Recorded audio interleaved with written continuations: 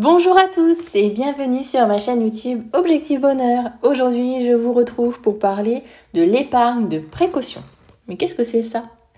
Avant de commencer, n'oubliez pas de vous abonner, liker et commenter. C'est toujours un plaisir quand je vois que vous êtes nombreux à me soutenir. Pour commencer, qu'est-ce qu'une épargne de précaution?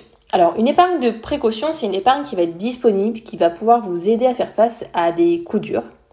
Après, les coups durs, ils peuvent être divers et variés. Le tout, c'est de savoir à quel type d'événement vous souhaitez finalement anticiper. Pour ma part, je vais vous donner une liste non exhaustive, mais en tout cas, c'est les choses qui me sont venues en premier quand j'ai écrit ce podcast, avec les exemples de mon quotidien que j'ai pu avoir, soit pour moi, soit un proche ou une amie, voilà, de manière plus ou moins lointaine. Donc, le deuxième point, ça va être de réfléchir à quel type de dépenses imprévues vous souhaitez être confronté.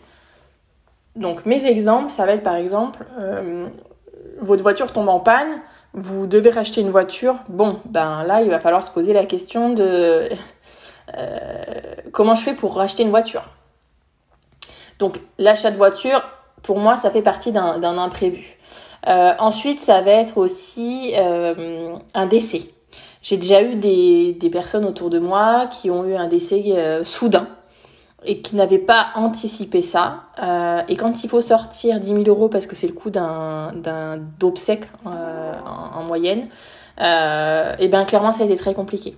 Parfois, on est obligé de faire un crédit à la consommation dans ce genre d'événement tragique.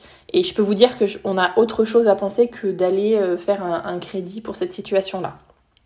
Ça peut être aussi la panne d'un électroménager. Ça peut être des travaux à faire dans votre logement. Alors, soit ça peut être des travaux qui sont imprévus. Si vous habitez en appartement, des fois, ça peut être, vous savez, quand vous avez l'assemblée générale des copropriétaires, bah tiens, si on faisait la façade de l'immeuble, et si on faisait ci, enfin bref. Ou pour une maison, je sais pas, ça fait des années que vous habitez dans cette maison et puis là vous vous dites c'est vrai que avec les chaleurs qui sont de plus en plus fortes, soit vous voulez installer, je sais pas moi, une pergola pour avoir un peu plus d'ombre sur vos baies vitrées, ou soit vous voulez installer une climatisation. Bon, bah voilà, ça fait partie des travaux où finalement il faut un peu anticiper, sinon ça risque d'être compliqué de trouver la somme d'une année sur l'autre. Ça peut être également les frais d'études pour les enfants. Bon, les miens, ils sont encore petits, mais peut-être que si vous avez des enfants qui ont 10, 15 ans, ça se rapproche dangereusement. Et on sait que des études, ça coûte cher. Alors, je vous dis pas de mettre 50 000 € de côté, mais en tout cas, de vous dire, bon, ben, je sais pas, moi, aujourd'hui, un loyer en moyenne, c'est 500 € par mois. Ça peut être moins hein, si c'est un studio, etc. Mais bon, on va dire 500 € par mois. Et ça peut être aussi plus. Si je dois tenir ne serait-ce que 2 ou 3 ans comme ça, combien je vais avoir besoin pour les études de mes enfants?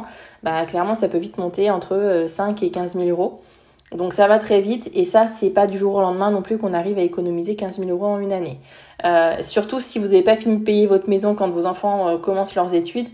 Toutes ces choses, en fait, doivent être anticipées, en tout cas, dès que possible. Donc en fait le tout par rapport aux exemples que je vous ai donnés, ça va être de se dire ok, l'achat d'une voiture, combien il me faudrait pour que je puisse réussir à financer une nouvelle voiture. Les obsèques, comment je peux anticiper ce type d'événement. Et ainsi de suite. Donc pour ma part, voilà comment j'ai procédé. Je me suis dit, bon, si jamais ma voiture tombe en panne, moi j'ai pas besoin d'une grosse voiture. Ma voiture, certainement qu'elle vaudra un petit peu d'argent. Après, j'ai une voiture basique, hein, une Renault qui date de 2013, donc c'est pas foufou. Hein. Mais en tout cas, elle vaudra pas zéro. Je peux me dire, bon bah tiens, 10 000 €, ça me semble honnête, vu ce que je fais de ma voiture et vu le montant que j'ai envie d'y mettre dessus, quoi. Donc bon, déjà, il faut que j'ai 10 000 € de côté pour ça. Ensuite, les obsèques, je vous ai dit, hein, ça coûte en moyenne 10 000 €. Là, moi, j'ai choisi de faire autrement. C'est de souscrire une assurance décès mensuelle qui me coûte 2,43 € Et si jamais moi, mon conjoint ou quelqu'un de notre famille décède,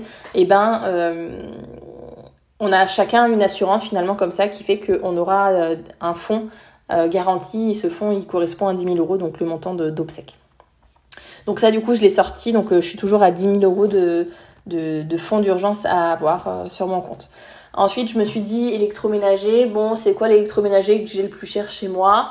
Pour moi, c'est le Thermomix. Écoutez, chacun a ses priorités sur les électroménagers. Mais je sais que par exemple, ça peut être une télé.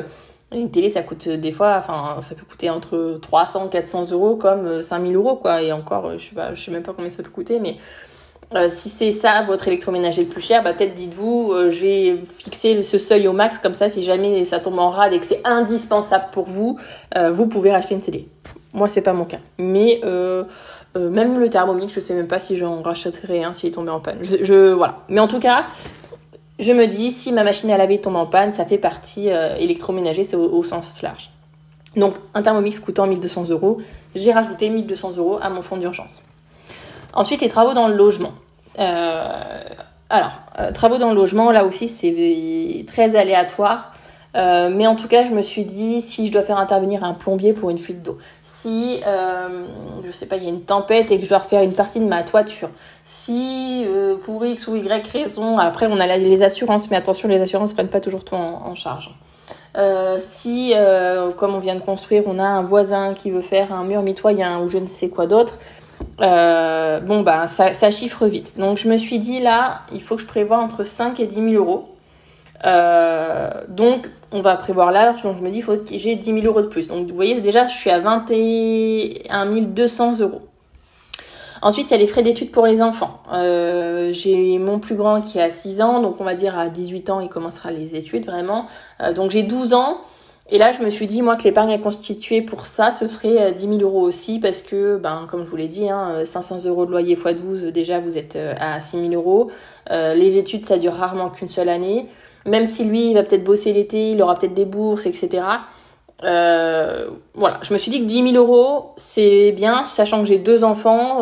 Voilà. Donc, du coup, au total, idéalement, mon fonds d'urgence à constituer, il s'élèverait à 31 200 euros. Vous voyez, donc 31 200 euros, ça se met pas comme ça en un claquement de doigts. Et c'est quelque chose qu'on doit mettre au fur et à mesure. Donc moi, ce que j'ai décidé de faire, voilà, c'est de mettre chaque mois 100 euros de côté pour alimenter notre fonds d'urgence. Donc on a déjà une somme sur notre fonds d'urgence, bien sûr. Mais voilà, il faut qu'on continue à l'alimenter, puis on n'est pas à l'abri de demain devoir piocher parce que la voiture tombera en panne ou parce qu'un électroménager tombera en panne. Donc voilà, c'est quelque chose qu'il faut quand même alimenter régulièrement, mais à l'inverse, vous pourrez venir piocher quand vous en aurez besoin. La troisième chose que je voulais vous dire par rapport à ce fonds d'urgence, c'est qu'il ne doit pas être utilisé pour votre quotidien. C'est-à-dire que si il vous manque, je sais pas moi, 1000 euros pour un voyage, non, le fonds d'urgence, il n'est pas destiné à payer vos voyages. Il est destiné vraiment à payer vos imprévus ou les gros frais que vous pouvez avoir à payer ou à financer d'ici quelques années. Donc voilà, si vous avez des questions sur tout ce qui est fonds d'urgence, n'hésitez pas à mettre un petit commentaire. Il y a aussi la notion de placement financier. Comment je place mon fonds d'urgence.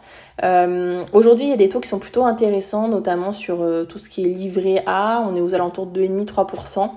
Après, si vous avez des revenus inférieurs, je crois, à 45 000 euros, vous avez le droit au livret d'épargne populaire où le taux est beaucoup plus élevé. Et donc là, pour le coup, c'est très intéressant.